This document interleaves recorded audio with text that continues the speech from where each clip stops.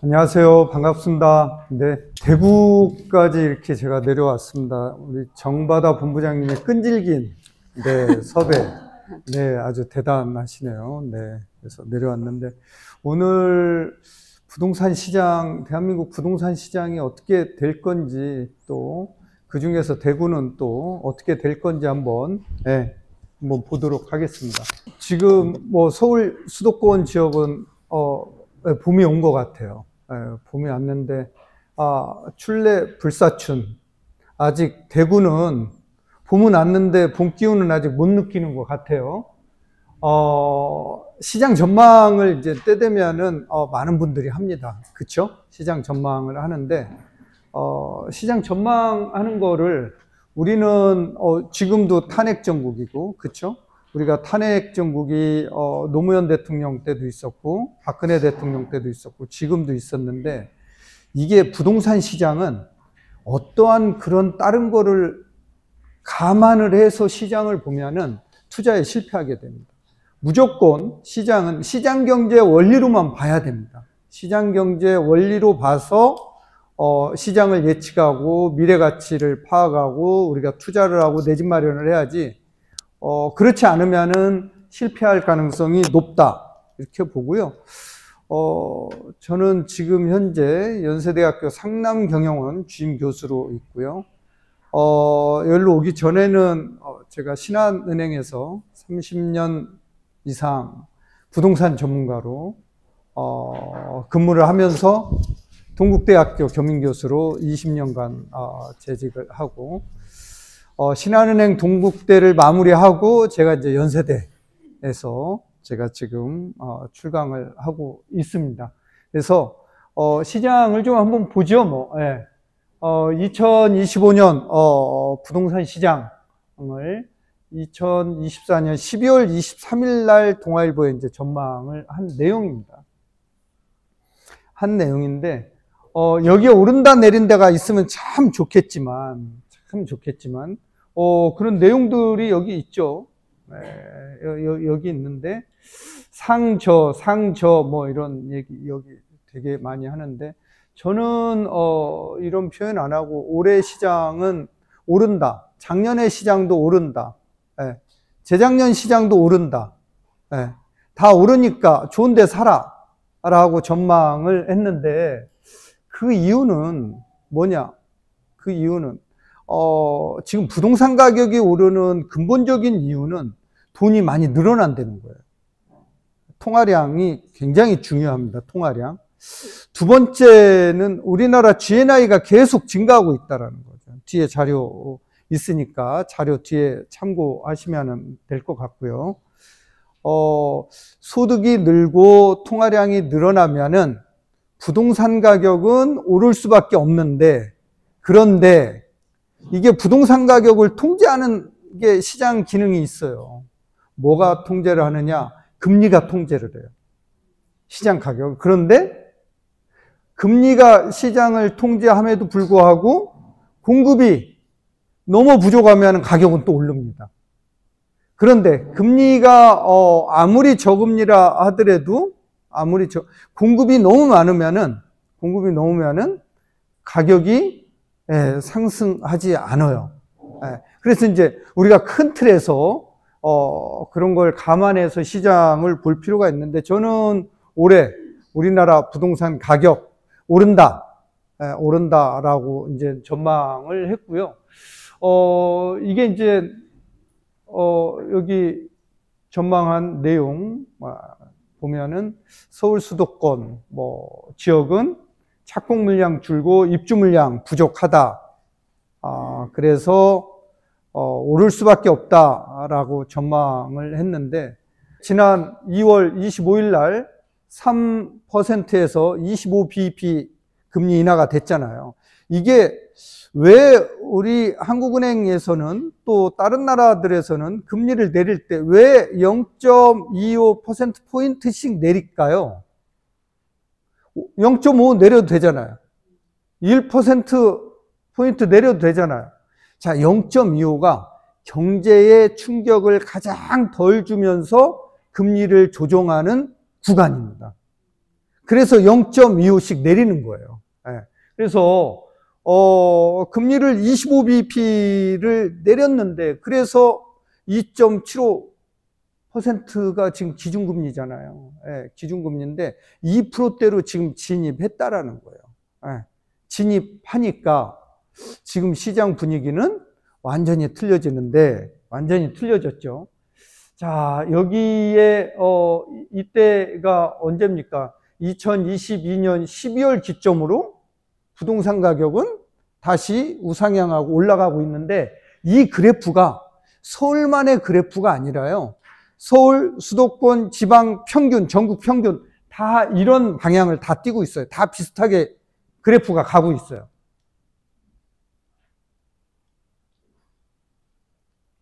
예, 이게 안 넘어가네요. 예, 이거 보시죠? 이 그래프. 예. 자, 이런 그래프가 이렇게 다 올라가고 있는데, 이거는 지금 지방 그래프입니다. 네. 요 하나는 전국, 수도권, 서울. 자, 지방은 아직도 왜 그래프 곡선이 왜 우상향 방향으로 틀지 못할까요? 미분양 때문에 그래요. 네. 미분양 아파트가 지금 전국적으로 7만 호가 지금 쌓여 있어요. 네. 쌓여 있는데, 그러면은 미분양 아파트가 쌓여 있는 지역에 집을 사면은 될까요? 안 될까요? 그러면은 미분양 아파트가 쌓여 있으니까 지방에 있는 분들은 다 서울에 사야 될까요? 다 뭐 뉴욕의 집값이 올라가니까 한국 사람들은 다 뉴욕으로 가야 될까요? 그 중에서도 네, 상급지로 부산에서도 상급지, 그렇죠? 대구에서도 상급지라는 데가 있잖아요. 서울에서도 서울에 25개구, 경기도에 31개 지자체가 있는데, 자, 이런 시군 중에서 상급지들이 분명히 있잖아요. 대구에서도 분명히 상급지가 있는 거죠. 자, 우리가 투자는 하급지에서 상급지로 어떻게 갈아타느냐가 핵심이에요. 핵심. 꼭 내가 대구에서 서울로 수도권으로 이게 아니라 부산에서 상급지, 대구에서도 가장 좋은 상급지가 어디냐, 이거를 찾아가는 게 핵심이다라는 거죠.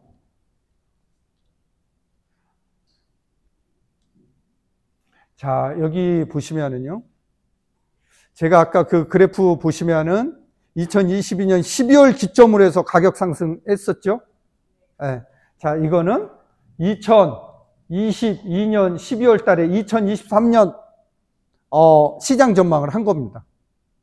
자, 시장의 전문가들 10명이 동아일보에서 시장 전망을 했는데요, 전부 다 시장 전망을 어떻게 했어요? 다 떨어진다고 했어요. 그쵸? 예. 이게 저입니다. 이게 저예요. 예. 저는 상승 예상을 해서, 제가 이렇게 상승 예상을 할 수 있었던 거는, 저는 금융권에서, 신한은행에서 단연간 금리, 환율, 통화량 이런 거를 공부했기 때문에, 실전에서 경험을 했기 때문에 전망을 정확하게 할 수 있다라는 거죠. 그래서 이런 거를 감안하면은, 보세요. 이 시장 전망하는 거를 감안하면은, 자, 우리가 시장 전망을 잘못 믿고 투자를 보류한다든가 또 잘못한다든가 그러면은 내 재산 가치는 어떻게 될까요? 완전히 틀려질 수밖에 없겠죠. 그러니까 우리가 월급만 가지고서 살 수 있어요? 우리가 월급만 가지고는 살 수 없어요. 소득은 같은데, 소득은 비슷해요. 그런데 자산 관리를 어떻게 하느냐에 따라서 소득 자산 격차가 엄격하게 벌어진다는 자료도 제가 오늘 가져왔습니다. 2025년 올해 저는 상반기도 그렇고 하반기도 그렇고 부동산 가격은 오른다의 방점을 찍어요. 오른다. 자, 이거는 뭐 물론 서울 수도권을 전망을 한 거지만, 자, 그럼 지방은 어떨 거냐?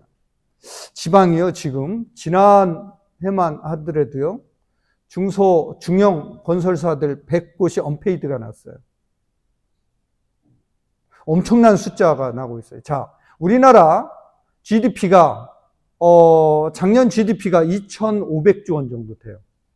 GDP가. 우리나라 1년 예산이 한 700조 정도 돼요. 그러니까 국내 총 생산, 우리나라 국민들이 총 생산하는 돈이 2,500조 원. 그 중에서 부동산 건설 서비스가 차지하는 비중이 약 25% 정도 돼요. 그러면 부동산 건설 서비스가 이게 취약하게 되고 안 되게 되면은 어떻게 될까요? 우리 GDP가 어떻게 될까요? 네. 마이너스로 떨어지게 돼 있어요.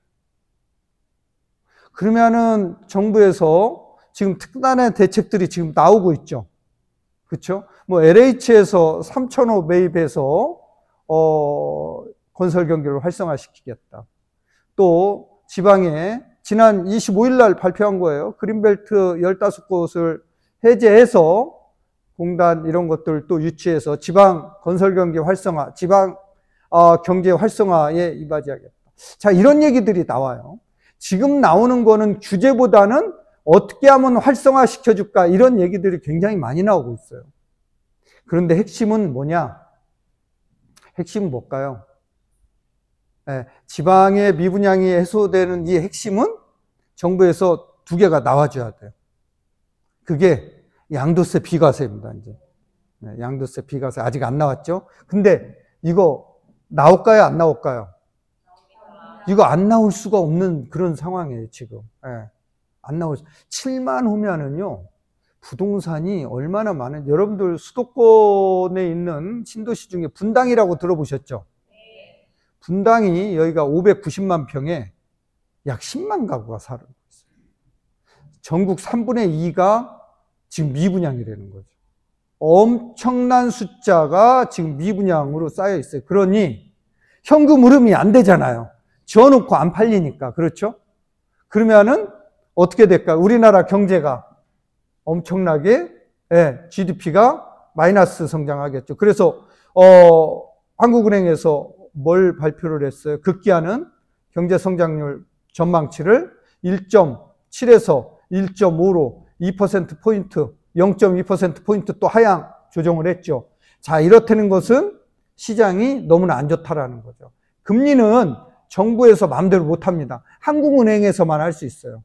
네, 한국은행에서 독립된 기관입니다. 자, 그런데 아무리 금리를 내린다고 해서 죽은 지방 부동산 시장이 살아날까요? 아니에요. 투자자들이 시장에 투자하도록 세제 혜택을 줘야 되는데 그게 뭐예요? 임대사업자 부활이에요. 법인 개인 임대사업자에 대해서 규제를 완화해 줘야 된다는 거예요. 법인이 지금 아파트 20채를 사서 임대사업 하려고 하면은 취득세 12%예요. 종부세 내야 돼요. 그러니까 법인들은 못하는 거죠. 그렇죠? 자, 개인도 마찬가지죠. 개인도 종부세, 또 취득세, 3주택 이상인 경우. 자, 이렇게 세금을 매기니까 지금 이게 잘 안 들어가고 있어요. 안 들어가고 있어요. 그래서 저는 어떤 일이 이번 탄핵 정국에서 기각이 되든 인용이 되든 뭐 어느 정부가 들어서든 어느 정부 이거에 대해서는 완화가 되지 않으면은 우리 경제에 심각한 내상을 입는다라고 보고 있어요. 그래서 이 두 가지가 국회에서 법안이 통과되면은 그때 내 집 마련하는 게 나을까요? 미리 하는 게 나을까요? 전쟁에서 이기려면은 어떤 전략이 제일 똘똘한 전략인 줄 아세요? 2500년 전에 중국 춘추 전국시대 오나라가 있었는데 그 오나라의 손무장군이라고 있어요. 이 손무장군은 100번 나가서 싸우면 100번 이겨요. 이분 전략을 제가 확인해 봤더니 매복계예요. 매복계. 미리 적들이 지나가는 길목에 매복하고 있다가 적들이 지나갈 때 들이치니까 안 이길 수가 없는 거죠. 근데 매복을 하긴 했는데 적들이 안 지나가. 6개월, 1년이 됐는데도 안 지나가. 그 투자 잘못한 거죠. 그게 중요한 거다라는. 투자를 어디다 하느냐가. 매복을 잘못하면 어떻게 돼요? 갈아타야죠. 딴 데로 다시 매복해야죠. 자, 이게 중요하다라는 거죠. 그래서 시장을 읽지 못하면은 시장을 지배하는 사람은 제대로 된 투자를 하는데 시장에 끌려다니는 사람은 제대로 된 투자를 할 수 있을까요? 없을까요? 할 수 없다라는 거죠. 네, 할 수 없어요. 자, 올해 이런 금리 인하 조치, 토지거래구역 해제, 자, 이런 것들이 발표됐죠. 자, 토지거래구역 해제는 이거 별 의미는 없는데 이게 2월 12일 날 서울 지역 해제가 됐는데 금리가 25일 날 인하가 됐어요. 이러자 금리 때문에 부동산 가격이 오르는데 마치 토지 때문에 부동산 가격이 올라가는 걸로 오해를 받고 있어요, 지금. 이것 때문에 그런데. 근데 뭐 방금 전에도 말씀드렸지만 올해는 금리 예상을 저는 2% 플러스 마이너스 0.25% 포인트로 보고 있어요. 그러니까 기준금리가 2% 선까지 접근할 수 있다는 거죠. 앞으로 금리가 두세 차례 정도 더 인하될 가능성은 배제할 수 없다. 우리 경제 지금 현실을 감안하면은 그 정도 떨어질 것이다 라고 예상하는 거예요. 금리가 떨어지고 자, 정부의 추가 부동산 시장 완화 정책이 되면은 부동산 시장은 또 틀려질 수 있다라는 거죠. 특히 핵심 지역, 상급지 지역의 부동산 가격은 우상향할 수밖에 없는 거죠. 자, 우리나라 한번 보세요. 자, 이때 1분기에 마이너스 6.7%였어요. 1분기에 IMF 때. 자, 2000년도에. 2000년도에. 자, 여기 보세요. 2008년 금융위기 때 마이너스 3.4. 근데 여러분도 한번 생각해 보세요. IMF 때 집 산 사람, 집 판 사람. 그쵸? 네. 지금 결과는 누가 승일까요? 금융위기 때 집을 판 사람, 산 사람, 누가 승일까요? 지금 집을 사는 사람, 파는 사람은 누가 이길까요? 제가 이제 강의할 필요 없죠. 강의할 필요 없죠, 이제. 있어요? 자, 우리는 가격이 떨어질 때는 아무도 안 사요. 가격이 올라갈 때는 미친 듯이 집에 있는 강아지까지 팔았다가 이제 집을 삽니다. 자, 우리가 상품을 살 때는 세일할 때 삽니까? 할인할 때 삽니까? 올라갈 때 삽니까? 할인할 때 사는 거죠. 할인할 때. 지금은 대구는 매수자 우위 시장이에요. 분명한. 자, 이 매수자 우위 시장에서는 어떻게 해야 돼요? 매수자가 마음대로 시장을 보고 마음대로 골라서 할 수 있는 거죠. 가격 조정도 마음대로 할 수 있는 거죠. 근데 매도자 우위 시장에서는 어때요? 지금 서울은 무슨 시장에? 서울 강남 상구는 매도자 우위 시장으로 확 바뀌었어요. 제가 그렇게 사라고 했는데 안 사요. 그리고 지금 난리예요. 자, 이러니 여러분들 시장을 자, 가격이 떨어질 때는 정말 매수자 우위 시장이기 때문에 저는 여러분들한테 되게 좋은 기회라고 생각을 해요. 떨어질 때 덜 떨어지는 걸 사야죠. 저한테 상담하러 오는 부류가 두 부류예요. 박사님, 어디 사야 돼요? 이렇게 물어보는 분하고요. 박사님, 언제 사야 돼요? 이렇게 물어보는 분이 있어요. 누가 부자가 될까요? 어디 사야 돼요? 손 한번 들어볼까요? 자, 언제 사야 돼요? 언제? 아니, 그냥 편안하게 제가 뭐 나가라고 안 할 테니까. 자, 언제가 중요하다. 언제 중요하다. 하나만 해야 돼요, 하나만. 여기서 두 개 안 됩니다. 언제? 예. 자, 어떤 게 중요하다? 왓이 중요하다. 내리시고, 언제 손 드신 분들은 나가주시면 됩니다. 자, 아니, 생각해 보세요. 우리 집에, 결혼하는 자녀가, 우리 딸이 결혼 안 하고 있어요. 그러면은, 너 올가을에는 꼭 결혼해야 된다. 아무하거나. 올 봄에는 꼭 결혼해야 된다. 아무하거나 가능할까요? 이게 때가 중요해요? 그러면은 우리가 부동산이나 결혼이나 뭐가 중요해요? 미래 가치가 중요하잖아요. 사육감 뭐가 중요해요? 미래 가치잖아요. 네. 추리닝 입고 하루 종일 동네 돌아다니는 청년한테 시집 보낼 수 있어요? 그럼 올 봄에 꼭 보내야 돼요? 아니. 떨어질 때도 미래 가치 있는 거면 사야 된다라는 거예요. 뭔 말씀인지 아셨죠? 네. 봄, 가을, 겨울이 아니라 떨어질 때도 안 떨어지는 거, 올라갈 때는 더 올라가는 거. 자, 이 미래 가치를 보는 눈. 자, 청나라 강희제가 그런 얘기를 했죠. 천리마는 어느 시대에나 있는데 그 천리마를 보는 눈을 가진 전문가는 드물다라는 거죠. 그래서 여러분들이 이렇게 공부를 해야 되는 거죠.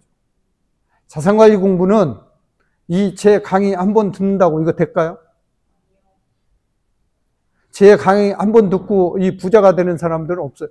오늘 제 강의 듣고 집에 가서 이제 그러는 거죠. 강의 들었더니 사래. 그랬더니 남편분이 뭐라고 얘기하느냐. 너는 신문도 안 보냐. 신문도 안 보냐. 이러고 이제 그래 맞아. 신문에는 이렇게 떨어진다고 하는데 여러분들 신문에 기자들이 시장 상황을 가장 빨리 전달하는 거잖아요. 그럼 대한민국의 가장 부자는 기자들이겠네요? 어떨까요? 많이 아니까. 그렇지 않죠. 네. 여러분들이 제대로 알고 실행하는 사람이 부자가 되는 거예요. 제대로 알고. 제대로 모르고 실행하는 사람은 부자가 될 수 없죠. 또 아는데 실행하지 않는 사람도 부자가 될 수 없죠. 중요한 건 그거예요. 그래서 여기 한번 보실래요? 우리나라 GDP. 이게 계속 상승하는 거예요. 상승하는 거죠. 자, IMF 대비 얼마가 상승했어요? IMF 때 우리나라 GDP가 557조였어요. 근데 작년에 얼마였어요? 2024년 2,500조였어요. 돈이 늘어난 이것도 엄청나게 우리나라가 국력이 신장되는 거예요.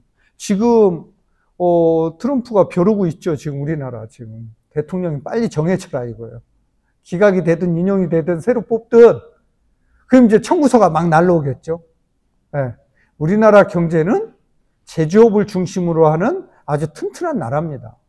굉장히 튼튼한 나라인데 고지서를 이제 곧 받을 건데 그럼에도 불구하고 저는 이 상승률은 변함없이 지속될 것 같아요. 자, 이렇게 GDP가 상승하고 있고요. 여기 보시면은 1인당 GNI.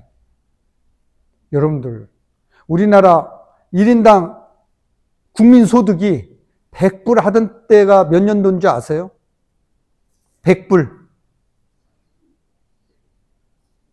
100불 하던 때가 1964년도에 100불이었어요. 100불. 자, 그런데 작년에 얼마였어요? 36,600불이었어요. 그러면은 몇 배가 증가해요? 네. 여러분들, 대구에도 80년대에 지어진 아파트들이 많죠? 서울에도 80년대에 지어진 아파트들이 엄청 많습니다. 88년 올림픽 할 때, 88 올림픽 할 때, 그때 우리나라 GNI가, 1인당 GNI가 얼마였어요? 5,000불이 안 됐어요. 근데 지금은 얼마? 36,000불. 그러면 그때 지어진 아파트하고 지금 지어진 아파트는 분명히 같다 틀리다? 틀리죠. 틀리죠. 그러면은 구축에 살고 싶어 할까요? 신축으로 가고 싶어 할까요? 살아보면 틀려요. 살아보면은 내가 녹물을 먹고 살 거냐? 살아보면 틀려요. 수준 자체가 틀리다라는 거죠. 자, 그러면 서울에서 짓는 아파트는 철근으로 짓고 대구에서 짓는 아파트는 철사로 지어요? 그거 아니죠. 네. 위치의 차이뿐이에요. 공간의 차이뿐이에요. 네. 자, 그래서 이 소득이 계속 늘어나면은 제일 먼저 고민하는 게 뭘까요? 나 어디 살지? 이거잖아요. 부자들이 많아지고 있다라는 거예요. 지금 우리 대한민국에.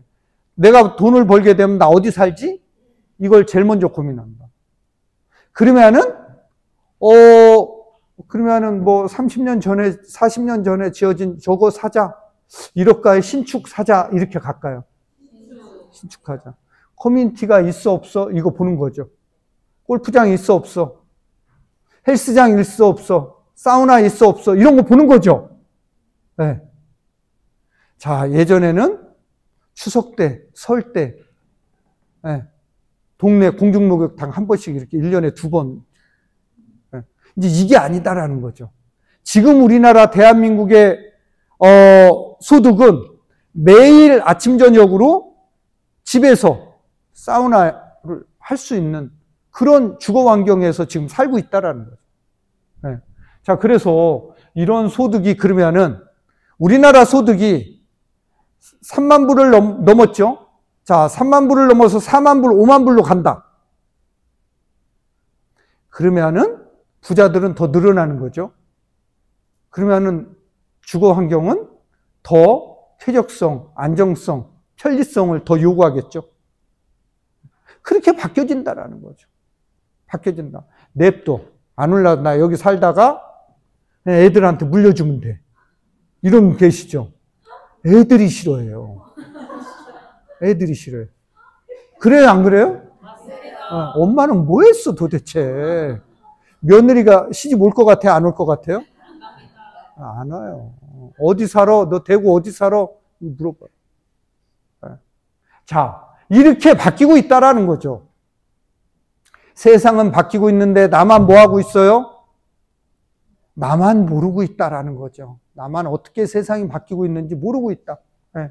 그래서 우리 생각을 다시 해야 됩니다. 자, 통화량. 돈이죠. 통화량은 M1, M2, M3 본원 통화 이렇게 구분하는데 우리가 시장에서 얘기하는 통화는 M2 얘기합니다. M2는 2년 미만 정기예금, MMF, CD 이런 거를 얘기하는 거예요. 자, 돈이 늘어난다. 돈이 늘어나면은 실물자산 가격을 어떻게 떨어뜨릴까요? 밀어 올릴까요? 밀어 올리게 돼 있어요. 돈이 이렇게 계속 늘어나. IMF 때 얼마였어요? 600조였어요, 600조. IMF 때 600조. 그쵸? 네. 여기 IMF 다 경험 안 하신 분들 계세요? 네, 그때 뭐 2살이다, 뭐 3살이다, 뭐, 네? 자, 이때. 금융위기 때 1300조 원이었어요. 통화량이. 자, 지금 얼마에 4000조가 넘었어요.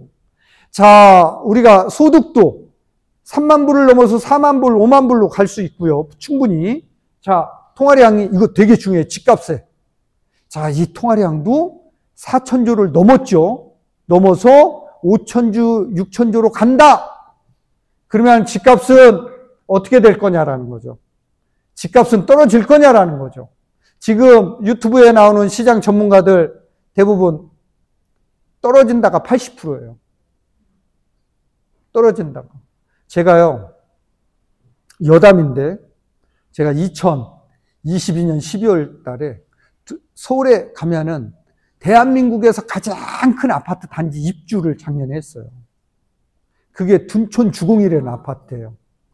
네. 그게 분양을 할 때 제가 3프로 TV에 나가서 한 모 교수하고 저하고 토론을 했어요. 그 평당 3천만 원 분양을 했는데 저는 무조건 사라. 그랬더니 무슨 소리냐. 지금 사면 안 된다. 네. 하고 3프로에 나오는 그 사회 MC 정프로가 아주 그냥 그 떨어지는 쪽으로 유도를 해서 막 이 토론회를 막 이끌어가는 그런 일이 있었어요. 그래서 제가 사라고 했다고 댓글이 4,000개가 욕만 달렸어요. 4,000개. 자, 또 한 번 나갔어요. 또 한 번. 2번 나가서 했어요. 댓글만 8,000개가 달렸어요. 지금 그게 얼마냐. 84제곱미터가 13억에 분양을 했는데 지금 20억이 넘었어요. 26억 정도예요. 2년 만에. 2년 만에. 그 댓글 욕달 시간에 뭐 해야 돼요? 이러지 말라는 거예요. 오늘 제 강의 듣고 또 이런 거 쓰시지 말고 어떻게 해야 돼요? 사야 된다는 거예요. 사야 된다는. 좋은 거는 사야 된다는 거예요. 자, 2022년 12월 기점으로 아까 그래프 보셨죠? 올라가는 거. 자, 이러한 지표들을 감안하면은 집값이 안 오를 수가 없잖아요. 그래요, 안 그래요? 안 오를 수가 없어요. 안 오를 수가. 자, 통화량 앞으로 계속 늘 거냐? 돈은 그럼 한국은행에서 찍어내면 되는 거 아니냐? 이렇게 얘기하는 분들이 계세요. 아니에요. 통화량 그렇게 내는 게 아니라 3가지. 통화량이 느는 거는 3가지예요. 첫 번째는 무역수지 흑자예요. 두 번째는 외국인 투자예요. 세 번째는 신용창조예요. 신용창조는 대출이에요. 대출금이 증가하면은 통화량도 늘어나요. 자, 예를 들어서 1억 원을 은행에서 대출 받아서 집을 샀어요. 그럼 집을 판 사람은 그 1억 원을 본인 앞마당 장독대에 묻어놓을까요? 은행에 예금할까요? 예금하겠죠. 그러면은 제가 아까 M2 기준이 뭐라고 그랬어요? 정기예금이라고 그랬죠. 2년 미만 정기예금. 그쵸? 그러면은 1억 원 M2가 늘어나요. 그럼 은행은 이 1억 원을 10%만 지급준비금만 남겨놓고 9천만 원을 또 대출해줘요. 대출 받은 사람은 또 이 9천만 원을 가지고 집을 사고 판 사람은 이 9천만 원을 다시 은행에 예금합니다. 그럼 9천만 원이 또 늘어나는 거죠. 통화량 그래서 계속 늘어날 수밖에 없어요. 자, 무역수지, 흑자 이거 중요한데 자, 우리 이 포지션 중에서 이 대출 증가가 굉장히 큽니다. 외국인 투자는 미국하고 우리나라하고 금리가 지금 어떻게 돼 있어요? 역전돼 있죠. 그러니까 외국인들이 투자를 잘 안 해요. 헤지펀드가 잘 안 들어와요. 왜? 금리 높은 미국에 투자하니까. 그럼에도 불구하고 통화량은 늘어나고 있다라는 거죠. 통화량은. 뭔 말씀인지 아셨죠? 자, 이런 걸 감안하면 앞으로 서울 수도권 지역은 5년까지는 중장기적으로 제가 시장 전망을 한다라고 하면 우상향으로 봐요. 자, 지방도, 자, 대구, 부산 지역도, 자, 아까와 같은 그런 완화 정책이 따르면은, 반등하는 거는 시간 문제다라고 저는 보고 있어요. 그게 전제가 돼야 돼요. 그런데, 그때 사면은 뭐라고 그랬어요? 늦는다라는 거죠. 그래서 이러한 시장에서 상급지를 찾아가는 게 되게 중요한 전략 중에 하나다. 그렇게 보는 거죠. 자, 올해 금리 하방할 가능성이 높고요. 하방. 입주 물량. 이게 되게 중요한 변수가 되고요.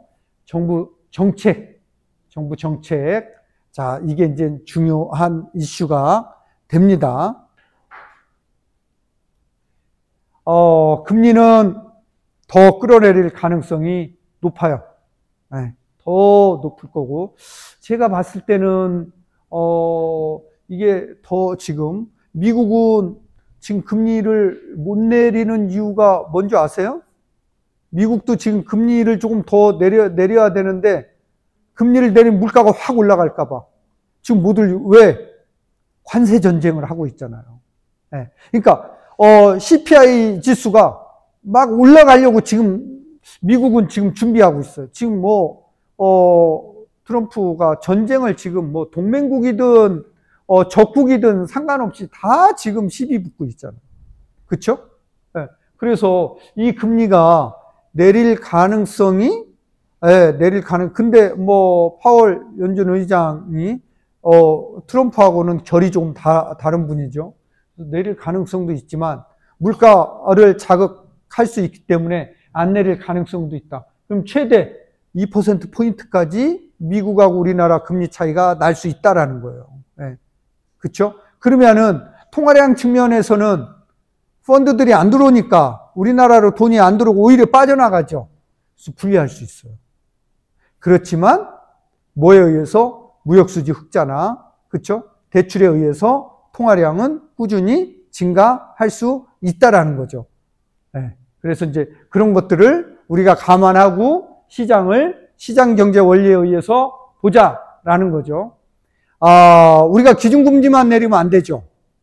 실질적으로 대출금리를 내리느냐, 은행에서 사실은 가상금리를 너무 많이 붙이고 있죠.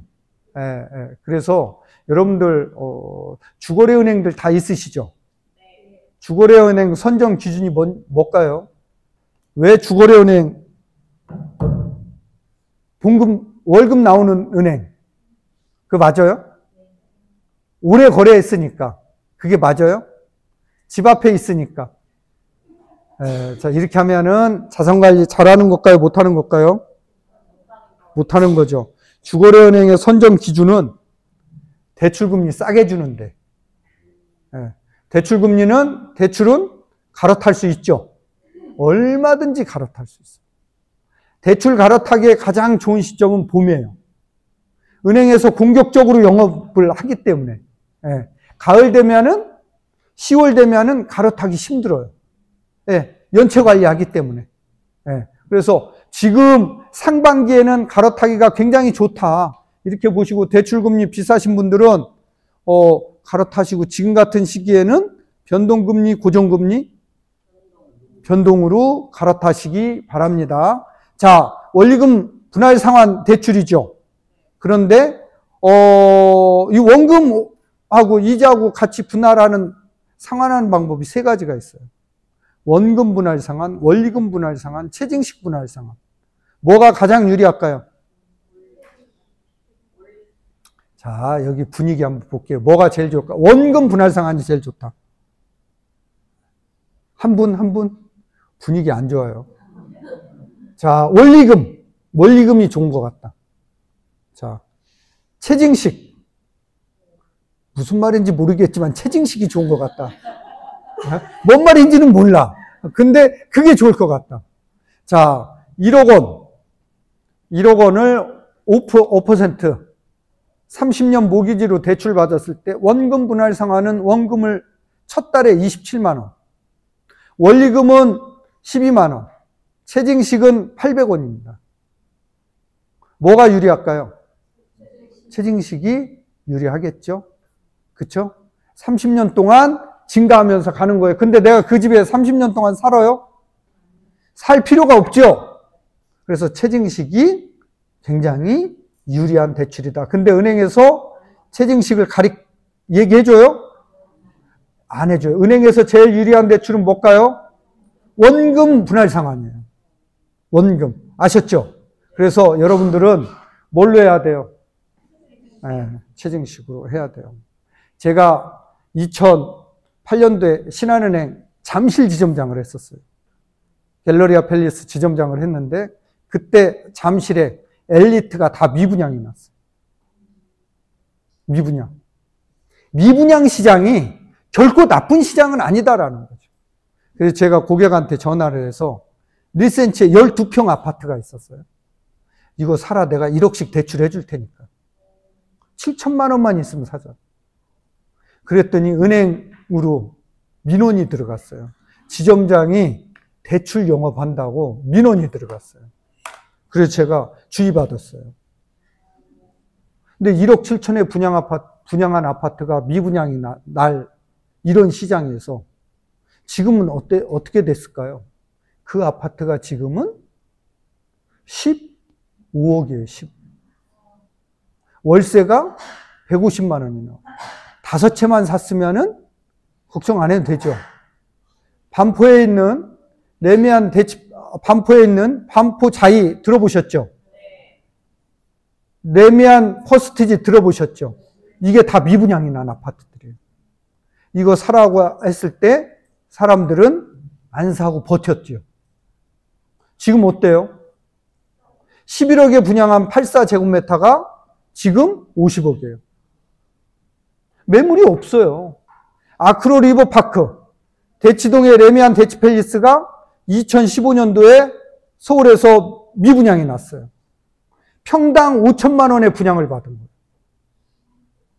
아크로 리버파크가. 자, 제 멘티 사모님 중에 한 분이 이걸 분양을 받았어요. 아크로 리버파크가. 일반 분양에서 됐어요. 5천만 원에. 2015년도에 5천만 원 분양가는 상상할 수 없는 금액이었어요. 남편이 난리가 난 거예요. 제정신이냐부터 해서, 와이프한테 제정신이냐. 너 이런 거를 분양받게. 그래서 분양 당첨이 되고서 계약을 안 했어요. 지금 그 아파트 84제곱미터가 52억, 53억 정도 할 거예요. 이 사모님은 지금 한 달에 한 번씩 다니는 데가 계세요. 어디 다닐까요? 우리 정마다 본부장님인데 틀렸어요. 삼성의료원 다니고 있어요. 혈압약 타러. 혈압약 먹고 있어요. 자, 이런 거예요. 우리는 미분양이 많으면은 시장을 어떻게 봐요? 평생 안 좋은 걸로 본다라는 거예요. 평생 안 좋은 걸로. 그러지 말자라는 거죠. 부동산은 뭐에 의해서 가격이 매겨져요? 가장 중요한 거는 부동산의 특성, 부동성이라는 거예요. 또 그 부동성 때문에 부동산에는 일물 일가의 법칙이 배제되고 있다는 사실. 가격이 틀려요. 대구역하고 동대구역하고 가격이 같아요, 틀려요? 틀려요. 같은 평형 아파트라 하더라도 틀려요. 그런데 자동차 가격은 동대구에서 사나 대구역에서 사나 똑같죠? 부동산은 아니다라는 거죠. 그러니까 어디에 있느냐가 중요하다. 아무하고나 우리가 결혼할 수 없는 이유가 뭐예요? 미래가치잖아요. 미래가치잖아요. 결혼 잘못한 사람들은 어떻게 해야 돼요? 지금 호적 정리 한번 하셔야죠. 할 때 됐어요. 할 때 하고 자, 그래서 지금 금리 각 시중은행에서 금리도 인하되고 있다라는 사실 감안해서 보셔야 된다라는 거죠. 자, 입주 물량이 서울 수도권은 엄청나게 부족해요. 부족하고, 자, 지방은 지금 미분양 물량이 많다는 사실을 얘기하면서, 자, 우리가 투자 얘기할 때 제가 이 얘기를 꼭 합니다. 자, 우리가 시장에 위험이 있어요. 투자 위험. 이거는 금융상품에 하든 부동산에 하든 다 마찬가지예요. 자, 총 위험 중에서 체계적 위험과 비체계적 위험 두 가지로 우리가 볼 수 있는데요. 체계적 위험은 내가 어떻게 할 수 없는 위험이에요. 내가 어떻게 해체할 수 없는 위험이야. 그런데 이 비체계적인 위험은 내가 공부하느냐 안 하느냐에 따라서 이 위험을 리스크를 해체할 수 있다라는 거죠. 여러분들은 지금 이걸 하러 오신 거예요. 이거를. 이게 중요한 거예요. 이거는 그냥 냅둬야 돼요. 이게 무슨 위험이에요? 갑자기 금리가 오른다. 그렇죠? 대출이자가 오른다. 그래서 부동산 시장이 얼어붙는다. 갑자기 정부에서 부동산 시장을 완화한다. 완화하면은 부동산 시장이 어떻게 될 것 같아요? 가격이 올라갈 것 같아요? 떨어질 것 같아요? 부동산을 규제한다. 자. 부동산 규제할 때 우리나라 시장은 규제할 때 부동산 가격이 올랐고요. 완화할 때 떨어졌어요. 뭔 말씀인지 아셨죠? 정권별로 부동산 가격 추이를 보면은 언제 제일 많이 올랐어요? 노무현 정부. 문재인 정부 때. 문재인 정부 때는 더 심하게 올랐어요. 네, 더 심하게. 정권별로 부동산 가격 추이를 보시면 규제할 때. 그러니까 우리가 규제한다라고 해서 시장을 겁먹을 필요는 없다라는 거예요. 어디에 사놓느냐가 중요하다라는 거죠. 어디에 사놓느냐. 아셨죠? 그래서 이 비체계적 위험, 이거를 여러분들은 뭘 통해서 여러분들의 자산관리, 지식을 통해서 해야 된다라는 거죠. 전쟁 나면 어떻게 될까요? 내 것만 올라갈까요? 전쟁? 이거는 우리가 해지할 수 없는 체계적인 위험이다라는 거죠. 어떻게 할 수가 없어요. 이런 것까지 감안하면서 내가 투자할 거냐 안 할 거냐 걱정하는 거는 뭐예요? 그거는 집 밖으로 나오시면 안 돼요. 집 밖으로 한 발도 나오시면 안 돼요. 자, 이게 체계적인 위험이다. 감수하고 해야 된다. 지금 부동산 시장이, 자, 이런 규제들이 엄청 많아요. 엄청 많은데, 대구 지역에 필요한 부동산 규제 완화는 요거예요. 요거. 대구에만 필요한 게 아니라 전국이 다 필요한, 이게 필요한 거예요. 지방. 지방은 이게 필요하다. 이게 필요하다. 자, 이런 거는 전혀 해당 안 되죠. 전혀 해당 안 되죠. 대출은 뭐예요? 우리나라는 전세제도가 있는 나라이기 때문에 대출 한도를 규제하면은 뭐를 해요? 전세 끼고 사면 되는 거죠. 그쵸? 전세 끼고 투자하면은 금융 비용 자체가 안 나가니까. 그리고 나는 어디 살아요? 엄마 집에 들어가 살아야지. 왜 나와? 왜 나와? 나오면 개고생해요. 엄마 집에. 시댁에, 처가에 들어가 살아야죠. 처가에. 저는 그거를 권장합니다. 처가에, 시댁에 들어가 살라고. 자, 그래서 이러한 것 때문에 세계에서 제가 세계 48개국을 다니면서 주택시장을 보고 논문도 쓰고 연구를 했지만 세계에서 가장 부동산 규제가 많은 나라가 대한민국이에요. 우리나라처럼 규제가 많은 나라는 세계에서 찾아볼 수가 없어요. 규제를 풀어야 되겠죠. 근데 안 풀어요. 안 풀면은 집값은 더 왜곡이 돼서 다른 나라보다 상승률이 더 높아질 수밖에 없다라는 거예요. 그래서 지금 제가 서울에 지금 집값이 지금 2억 원 넘었어요. 평당 한 채가 아니라 한 평이 그래요. 한 평이. 원밸리가 지금 2억 원이 넘고 3억 원을 향해서 지금 가고 있어요. 근데 지금 그거 사야 돼요? 말아야 돼요? 전 여기 계신 분들 중에 원밸리 사도 돼요? 질문하면 지금 가서 빨리 동대구역으로 가라고 말씀드리고 싶어요. 빨리 가서 사야죠. 언제 사? 지금 사야죠. 네. 그러니까 집값은 평당 가격은, 대구의 평당 가격은 평당 500만 원이다. 서울의 평당 가격은 1000만 원이다. 법에서 정해놨어요. 이거는 뭐에 의해서 결정돼요? 수요와 공급에 의해서, 시장에 보이지 않는 손에 의해서 결정된다라는 거죠. 아무도 모른다라는 거죠. 아무도 모른다. 그래서 필요한 곳에 있는 아파트 가격은 대구의 아파트 가격이 동일하지 않잖아요. 그렇죠? 왜? 수요와 공급에 의해서 수요가 많은 지역은 가격이 올라갈 수밖에 없다라는 거죠. 수요가 없는 지역은 가격이 떨어진다라고 봐야 되겠죠. 그쵸? 네, 그쵸. 자, 그래서 이제 그런 것들을 감안해서 보자. 자, 이게 저는 가장 지금, 확실시 되는, 규제 완화 확실시 되는 요겁니다. 자, 사면은, 이렇게, 이거 혜택 준다. 이런 규제 완화가 나올 가능성이 높다. 이렇게 보는 거죠. 지금이 내 집 마련 적기. 네, 적기. 저는 보고 있는데, 왜? 왜 적게 해요? 매물이 많을 때. 매물이 많이 나오면은 적게 해요. 매수자가 적어야 돼요. 물건이 많아야 돼요. 이 물건이 많다라는 거예요, 지금. 특히 대구시장은 뭐예요? 이게 많다라는 거죠. 미분양이 많잖아요. 그렇죠? 그러면 내가 골라서 살 수 있잖아요. 내가 골라서 살려고 갔는데 가격을 자꾸 올려받아. 이거는 매도자 우위 시장이기 때문에 그래요.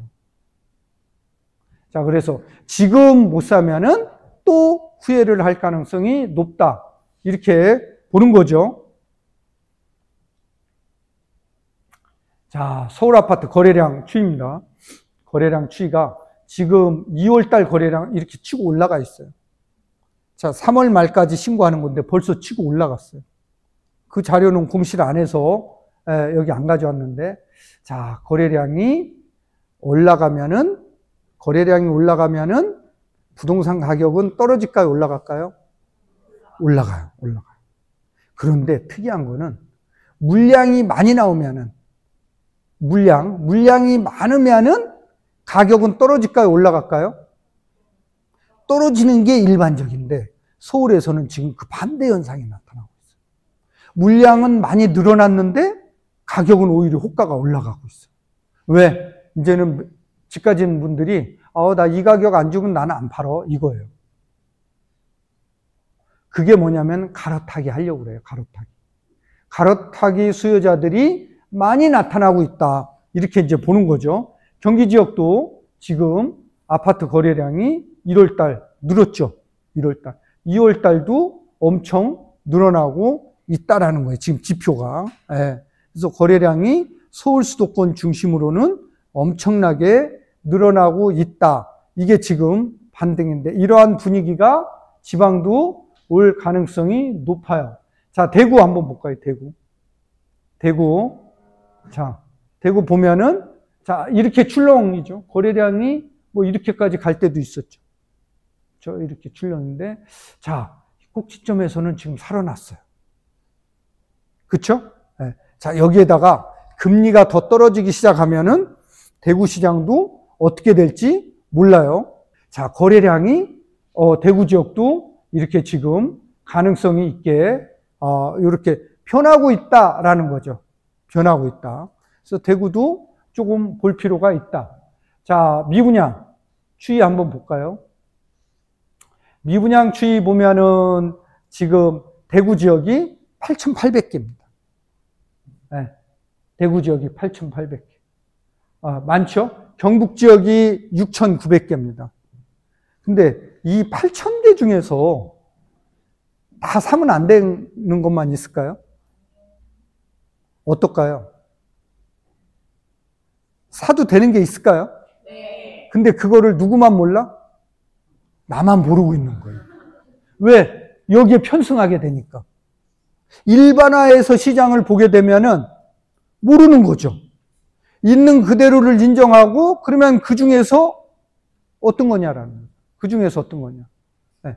자, 그래서 자, 이렇게 많을 때가 대구 지역에서 내가 살 수 있는 좋은 기회가 또 저렴하게 지금 가지고 있는 자금으로 살 수 있는 좋은 기회가 아닌가? 이거 고민해 볼 시기다라는 거죠. 지금 서울 가면은 살 수 있어요? 없어요? 지금 차 타고 올라가는 동안에도 올라요. 못 사요. 갔다가 그냥 내려오는 거예요. 돈을 넉넉하게 지금 네이버 부동산 시세로 내가 1억에 봤다라고 하면 1억 한 2천만 원 감안하고 올라가셔야 돼요. 네. 자, 그렇지 않으면은 안 됩니다. 그래서 전국에 지금 미분양이 전국에 엄청 많아요. 대구 지역 연도별 미분양 여기 보시면은요. 이때 여러분들 이때 한번 보세요. 이때는 금융위기 때. 지금은 이때에 비해서는 별로 안 되죠. 그렇죠? 얼마 안 되죠. 이때는 진짜 없었죠. 이때가 언제일까요? 기준금리가 2% 미만대였어요. 이 시기가. 그러니까 기준금리가 지금 내려가고 있다라는 신호는 무슨 신호예요? 이게 줄어들 수 있다라는 신호다라는 거죠. 이 미분양 물량이 해소될 수 있는 그 신호다. 뭔 말씀인지 아셨죠? 이런 시장 흐름을 서울 수도권에만 중점 두지 말고 대구 지역은 대구 지역 시장 상황을 예의주시할 필요가 있다라는 거죠. 예의주시해서 볼 필요가 있다. 아, 이때가 왜 이렇게 없었지? 금리다라는 거예요. 금리. 금리가 떨어지고 있었다. 지금도 금리가 떨어지면은 이게 해소될 가능성이 높고, 여기에다가 세금 규제 완화가 되면은 이때 못 산 사람들은 후회할 수도 있어요. 그렇죠? 자, 이렇게 이제 시장을 보는 거죠. 자, 대구가 12월 대비해서 1월 달 좀 줄었어요. 60여 건 줄었죠.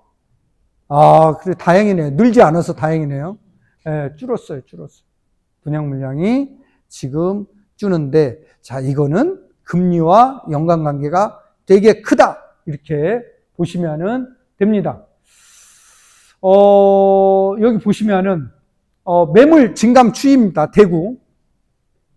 매물이 남구 매물이 지금 줄고 있어요. 줄었죠? 매물이 줄어드는 거예요. 자, 매물이 줄어들면 가격은 어떻게 된다는 거예요?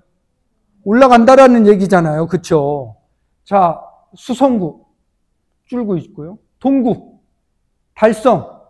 자, 중구하고 서구는 조금 늘었어요. 중구하고. 그런데 여기도 지난달은 여기도 그랬는데 이게 바뀌었어요, 지금. 지난달보다 지금 한 개구가 줄어들었어요. 그러니까 이게 계속 이제 이것도 없어질 수도 있어요. 다시 매물이 바뀔 수도 있어요. 줄어들 수도 있어요. 자, 이런 지표들을 보면은, 이런 지표들을 지금 대구는 보이고 있다. 대구에서 이런 시장을 보이고 있다. 이렇게 보면 되고요. 여기 한번 보세요. 금리. 금리 2014년. 아까 보셨죠? 대구 지역의 미분양 물량이 가장 적었을 때. 자, 2%. 자, 언제? 2022년 2% 되기 전까지 이렇게 쭉 나오잖아요. 우리가 이러한 금리 지표로 시장을, 과거를 보고 미래를 예측할 수 있다라는 거죠. 그렇죠? 그래서 대구도 저는 당분간 시장이 좋아질 거라고 봅니다. 자, 여기 보시면은 이게 대구 연도별 매매 가격 지수입니다. 자, 이때가 금리가 2% 이하였던 때예요. 이때부터. 자, 대구 가격이 올라갔다가 떨어진 적은 있지만 이게 다시 회복했죠. 자, 그러다가 지금 여기까지 떨어졌는데, 자, 이게 금리의 영향을 받는다라는 거죠. 지금 금리가 2.75죠, 여기가. 지금 이때가 2.75니까, 자, 금리의 영향을 앞으로 받을 수밖에 없다라는 얘기입니다. 그래서 여러분들이 올해 이제 시장에서 가장 많이 중요하게 봐야 될 포인트는 금리다라는 거죠. 금리를 보시고 이 금리가 어떻게 변동이 되는지, 또 두 번째는 정부에서 세금을 어떻게 할 건지, 이것도 되게 중요한 변수인데, 세금이 인하되면 대구 지역 분들만 좋아지는 게 아니라 대도시 서울 투자자들이 대구로 올 수 있다라는 거예요. 법인 사업자들이 대구에 내려와서 투자에 가담한다라는 거죠. 그래서 대구 시장은 활성화될 수 있다라고 저는 보고 있는 겁니다. 자, 여러분들 부동산 가격 결정은요, 뭐에 의해서? 수요와 공급에 의해서 철저하게 가격 결정이 됩니다. 다른 변수를 감안해서 보면은 탄핵 정국이니까 보면은 우리가 안 맞아요. 2014년부터 가격은 완만하게 올랐다라고 했잖아요. 2016년도에 박근혜 대통령 탄핵이 있었잖아요.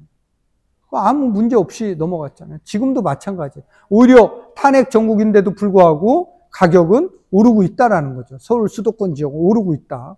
그래서 이제 그런 것들을 우리가 정치적인 이런 이슈를 가격에 개입시켜서 시장을 바라보면은 이거 안 됩니다. 안 됩니다. 자, 그래서 부동산 가격은요, 변동성이 존재하죠. 떨어졌다가 오르고 떨어졌다가 오르고 신고가가 창조되고 파괴되고 이 과정을 거치면서 10년 단위로 끊어보면 가격은 올라와 있어요. 그러니까 부동산 투자는 내 집 마련은 오늘 샀다가 내일 팔려고 하는 거 이거 아니에요. 그렇죠? 10년 단위로 우리가 감안해서 시장을 보고 그런 지역에 투자를 해야 된다는 거예요. 아셨죠? 네, 그런 지역에 투자에 나서 지금 오늘 사서 떨어질 수도 있어요. 근데 이게 10년 후 우리가 통화량 증가하고 소득이 증가하고 하면은 가격은 올라 있다라는 거예요. 우리가 은행에 현금으로 돈 가지고 있으면 그건 누구 돈이에요? 은행에 현금으로 가지고 있다. 누구 돈? 왜 그게 은행 돈이 되죠? 며느리 돈이다라는 거죠. 나는 쓰지도 못해. 그쵸? 며느리 거예요. 그러니까 아들은 어떻게 해야 돼요? 아들은 빨리 버리는 게 자산관리에 도움된다. 빨리 아들하고 끝까지 같이 갈 생각 하지 말자. 빨리 버려라. 빨리 버리자. 이거죠. 자, 그래서 가격은 이런 과정을 거치면서 10년 단위로 끊어보면 우상향이 돼 있는데, 자, 나는 이런 과정을, 변동폭을, 변동성을 얼마나 줄이면서 투자할 거냐. 그게 바로 부동산의 특성을 이해하고 미래가치 보는 눈을 길러야 된다라는 얘기입니다. 뭔 말씀인지 아셨죠? 네. 자, 그래서 부동산은 언제 사느냐가 중요한 게 아니라 어떤 걸 사느냐가 되게 중요하다. 저는 이 얘기를 드리고 싶어요. 대구 지역도 요즘 대구역 중심으로 대경선 개통되고 1호선 연장이 돼서 이 지역도 뭐 활성화된다라는 기사를 통해서 저는 서울에서 많이 보고 있는데, 오늘 뭐 동대구역에 내려서 보고 왔는데 뭐 나쁘지는 않는 지역인 것 같아요. 네, 나쁘지. 제가 출퇴근 시간에 와 있어 보지는 않아가지고. 네. 자, 그래서 이런 지역들이 우리가 좋은 지역들은 자, 이때 기다리지 말고 자, 이거를 우리가 이거는 뭐예요? 미래 가치를 찾아내야 된다는 거죠. 미래 가치를 보고 투자를 하는 게 좋겠다. 아셨죠? 네. 그래서 제가 왜 자산 관리를 그럼 해야 될까요? 왜 우리가 부동산 해야 될까요? 여러분들이 부자가 되는 길은요, 여러분들 근로소득, 사업소득, 임대소득을 하루빨리 실물자산으로 옮겨놓는 사람이 부자가 된다는 거예요. 제가 은행에 있으면서 은행 예금으로 부자를 만들어준 사람은 한 사람도 없어요. 다 뭐를 해서? 부동산 사라고 해서 부자가 된 사람들. 왜? 제가 IMF 때요, 신사동 지점 대리를 했었는데, 신한은행. 그때 10억이면은요, 압구정동 현대아파트 3채를 사고도 돈이 1억이 남았어요. 근데 지금 한 채에 얼마예요? 50억이에요. 50억. 화폐 가치는 떨어진다라는 거죠. 그렇죠. 화폐 가치는 쭉쭉쭉쭉 떨어진다. 내가 뭘로 자산 관리를 하느냐에 따라서 내 미래가, 내 노후가 달라진다라는 거죠. 달라진다. 자, 제가 신한은행 입사할 때 90년도에 입사했는데 100명, 동기가 100명이었어요. 월급은 다 틀릴까요? 다 똑같을까요? 다 똑같아요. 그런데 뭐에 의해서 자산 관리를 했느냐 안 했느냐. 근데 자산 관리를 금융자산으로 했느냐, 부동산으로 했느냐, 주식으로 했느냐. 여기 혹시 주식 투자하시는 분 계세요? 주식? 솔직히 한번 손 들어보세요. 제가 얘기하지만 제가 한번 얘기해 볼까요? 네. 배우자 몰래 하는 게 뭐예요? 바람 피는 거하고 주식 투자예요. 알리면 안 되잖아요. 주식 투자는 왜 배우자 몰래 할까요? 배우자 깜짝 놀래켜 주려고. 하다가 누가 먼저 놀라요? 자기가 먼저 놀라요. 그렇죠? 지속 가능하지 않다라는 거죠. 한두 번은 벌 수 있는데 그게 지속 가능해야 되는데 그게 안 된다라는 거예요. 제가 신한은행에 있으면서 우리 신한투자증권의 후배들 보면은 거지 껄갱이들이 대다수예요. 하루 종일 모니터를 보고 있는데도 안 돼요. 뭔 말씀인지 아셨죠? 그래서 자산관리 한 사람, 안 한 사람, 이 차이가 나요.